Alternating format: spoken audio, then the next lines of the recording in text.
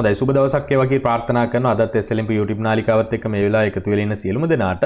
ඉතින් අද වීඩියෝ එකෙන් මම ඔයගලන්ට කියලා දෙන්න බලාපොරොත්තු වෙන්නේ ගිය සතියේ තිබුණේ භාණ්ඩාගාර බිල්පත් වෙන්දේසියේදී මේ yield rate එකට එහෙම නැත්නම් මේ පොලි අනුපාතයට කුමක්ද උනේ කියන කාරණාව සම්බන්ධයෙන් පොඩි සාරාංශයක් අරගෙන. right ඉතින් ඔබට මෙතන බැලු බැලමට පේනවා මෙතෙක් ඉතිහාසයේ මේ දවස්වලට දින 91 182 364 දවස්වලට ලබා දීලා තියෙන ඉහළම පොලි අනුපාතය එහෙම නැත්නම් yield rate එක ගිය සතිය ඔක්ෂන් එකේදී වාර්තාගත වෙලා තියෙනවා. ඔබට පේනවා දින 91ට 32.89ක yield rate එකක් වාර්තා වෙලා තියෙනවා. ඉතින් ඔබට පහුගිය දත්තත් මම මෙතන සඳහන් කරලා තියෙනවා මේක පහසුවෙන් තේරුම් ගන්න.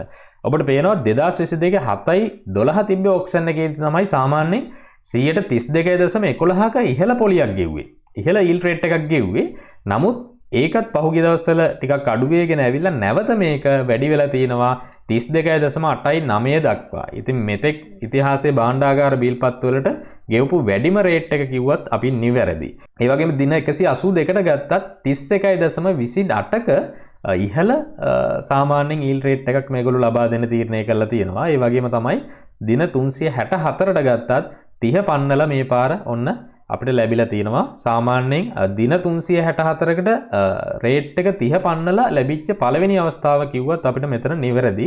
ඒ කියන්නේ ඔබට පේනවා ගිය සතියේ එතකොට ටිකක් භාණ්ඩාගාර බිල්පත් වෙන්දේසියේ ටිකක් දැවැන්ත පෙරලිකාර වෙනසක් වෙලා තියෙනවා කියන කාරණා. ඔබට මේ chart එකෙන් උනත් බලා ගන්න පුළුවන් මෙතනත් මම මේක පැහැදිලි වෙන්න දාලා තියෙනවා. එතකොට දැන් මේක හරහා සාමාන්‍යයෙන් අපිට තේරුම් ගන්න ඕන දෙයක් තමයි සාමාන්‍යයෙන් ඔබ සාමාන්‍යයෙන් ප්‍රයිමරි ඩීලර් කෙනෙක් හරහා මේ ප්‍රාථමික ඔක්ෂන් එකට සහභාගී වෙන්න try කරන කෙනෙක් නම් ඔන්න ඔබට හොඳ අවස්ථාවක් ඇත්තරම මේක ඇත්තරම ගිය සතියේ තමයි තිබුණේ. මේ ඔක්ෂන් එකට දැන් ඔබට සහභාගී වෙන්න බෑ. නමුත් ඔන්න හෙට දිනේදී නැවත ඔක්ෂන් එකක් ඕගනයිස් කරලා තියෙනවා මහ බැංකුවෙන්. ඉතින් ඒකට ඔබට පුළුවන් ඕන ප්‍රයිමරි ඩීලර් කෙනෙක් එක්ක සම්බන්ධ වෙලා පොඩ්ඩක් ටිකක් වැඩිපුර මුදල් ප්‍රමාණයක් දානවා නම් ඕව මිලියන 5කට වඩා දානවා නම් සාමාන්‍යයෙන් ඒගොල්ලොත් එක්ක ඩිරෙක්ට් කතා කරලා ප්‍රයිමරි ඔක්ෂන් එකට යන්න පොඩ්ඩක් try එකක් දෙන්න හැකියාවක් තියෙනවා. එහෙම නැතුව සාමාන්‍ය අයට මේ මහ බැංකුවෙන් ගෙවන ලබන මේ භාණ්ඩාගාර බිල්පත් පොලි අනුපාත ලබා ගැනීමේ හැකියාවක් නැහැ. මේ පොලි අනුපාත ඇත්තටම ලබා ගන්න ප්‍රාථමික වෙළඳ සහ වාණිජ්‍ය බැංකු කියන කට්ටිය තමයි මේ රේට්ස් ගන්න. ඉතින් මේගොල්ලෝ මේ රේට්ස් අරගෙන ඉවරලා මීට වඩා අඩු මුදලකට තමයි ඇත්තටම අපිට මේගොල්ලෝ මේ ගන්න භාණ්ඩාගාර බිල්පත් උනත් දෙන්නේ. බොහෝ වෙලාවට අපිට බලා ගන්න පුළුවන් මේ සමහර බැංකුවල සම්පත් බැංක, කමර්ෂල් බැංක්ලා වගේ මේ 32.89ක් ඒගොල්ලෝ ගත්තර ප්‍රයිමරි ඔක්ෂන් එකෙන් ඒගොල්ලෝ කවදාවත් අපිට ওই රේට් එක ලබා දෙන්නේ නැහැ. ඉතින් අර මම කලින් කිව්වා වගේම මේගොල්ලන්ගේ මේ ප්‍රයිමරි ඔක්ෂන් එකටම යන්න chance එකක් තියෙනවා පොඩ්ඩක් ඒගොල්ලොත් එක්ක කතා කරලා. හැබැයි ටිකක් ඒගොල්ලෝ ඒකට අවස්ථාව දෙන්නේ නැහැ. මොකද ඒගොල්ලෝ ඒ ප්‍රොෆිට් ලබා ගන්න ප්‍රධාන මාර්ගයක් නිසා මේක. යම් කිසි කෙනෙක්ට පොඩි අවස්ථාවක් තියෙනවා එතනට සහභාගී වෙන්න ටිකක් වැඩිපුර මුදල් තියෙනවා නම් ඒගොල්ලොත් එක්ක ගනුදෙනු කරලා තියෙනවා නම් සාමාන්‍යයෙන් පොඩ්ඩක් chance එකක් තියෙනවා try කරලා බලන්න. right?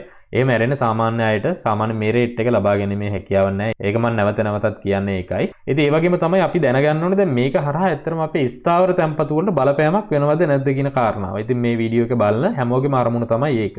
සාමාන්‍යයෙන් මම දකින කෝණය අනුව නම් සාමාන්‍යයෙන් බොහෝ ෆයිනෑන්ස් කම්පැනි ඒගොල්ලොත් ඕගලන්ගේ ඩිපොසිට් අරගෙන ඒගොල්ලොත් ගිහින් ඉන්වෙස්ට් කරන්න මෙව්වයි.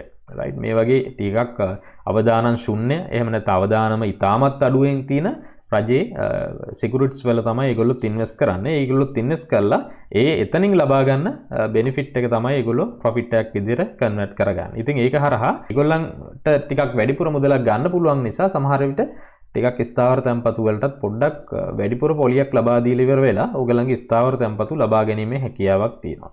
රයිට් ඉතින් ඒ සම්බන්ධයෙන් ඉදිරියේදී අපි රේට්ස් වෙනස් වෙන ෆයිනෑන්ස් කම්පැනි සහ බැංකු වල වෙනස්කම් තියෙනවා නම් ඒවා බොහෝ වෙලාවට ඔබට අපේ YouTube නාලිකාව හරහා වීඩියෝ එකක් මාර්ගයෙන් බලා ගන්න පුළුවන්. ඒ වගේම මතක් කරගන්න ඕන මේක හරහා දැවැන්ත ලෙස මතක තියාගන්න වැදගත්ම දේ දැවැන්ත ලෙස ස්ථාවර තැන්පතු පොලි අනුපාත වැඩි වෙන්නේ නැහැ.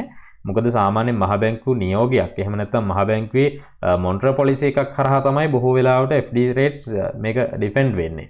නමුත් අර පොඩි ગેප් එකක් තියෙනවා මෙතන අර ෆයිනෑන්ස් කම්පැනි වල ටිකක් අර ඒගොල්ලන්ට ප්‍රොෆිට් එක මේක හරහා වැඩිපුර ගන්න පුළුවන් නිසා සාමාන්‍යයෙන් වැඩි පොලියක් ලබා දීලා ඕගලන්ට ඕගලන්ගේ තැන්පතු ලබා ගන්න ඒගොල්ලෝ. ඉතින් ඒ වගේම තමයි T-bill rate එකක් හෙට ආපහු T-bill auction එකක් තියෙනවා. මම ඒකෙත් සාමාන්‍යයෙන් කොහොමද මේ T-bill rate එක ඉස්සරහට වැඩි වෙනවද අඩු වෙනවද කියන කාරණාව සම්බන්ධයෙන් ඕගලන්ගේ දැනුවත් කරනවා. ඉතින් මේ සම්බන්ධයෙන් මූල්‍ය තොරතුරු ඔබ දැනුවත් වෙලා ඉන්න එක හොඳයි කියන කාරණාව සම්බන්ධයෙන් තමයි අතරම මේ වීඩියෝ හදලා ඔබට නිර්මාණශීලීව අපි ඉදිරිපත් කරන්නේ. රයිට් ඉතින් ඔය සම්බන්ධයෙන් තමයි අද වීඩියෝ එකකින් ඔයගලන්ට මම දැනුවත් කරන්න බලාපොරොත්තු වෙන වීඩියෝ එක හරහා. ඉතින් ඔබට මේ වගේ විස්තර හැමදාමත් ලබා ගැනීමට අවශ්‍යයි නම් ඔබට පුළුවන් පල්ලෙහා තියෙන රතු පාට subscribe button එක ඔබලා අපිත් එක්ක එකතු වෙන්න. ඒ වගේම ඔබට පුළුවන් මේ වීඩියෝ එක හොඳයි නම් තව කෙනෙක්ට බලන්න share කරන්න. ඒ වගේම ඔබගේ අදහස් තියෙනවා නම් අපේ පල්ලෙහා comment section එක හරහා එවන්නත් අමතක කරන්න එපා කියමින් මම නැවතත් තවත් මේ වගේ වැදගත් වීඩියෝ එකකින් ඔබව හමු වීමේ බලාපොරොත්තුවෙන් අදට මම මෙතනින් සමු ගන්නවා. එන හැමෝටම සුබ දවසක් වේවා කියලා ප්‍රාර්ථනා කරනවා.